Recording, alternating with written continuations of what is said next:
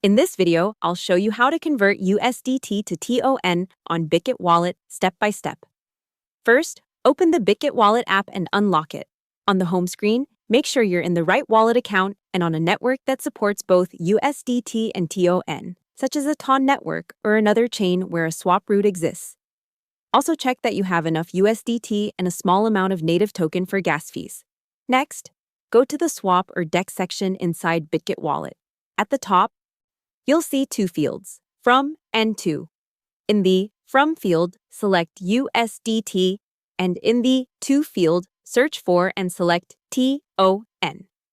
If TON doesn't appear, try switching the network at the top and search again. Now enter the amount of USDT you want to convert. The app will show you the estimated TON amount, the price, and the network fee. Review everything carefully, including the slippage settings if they're visible.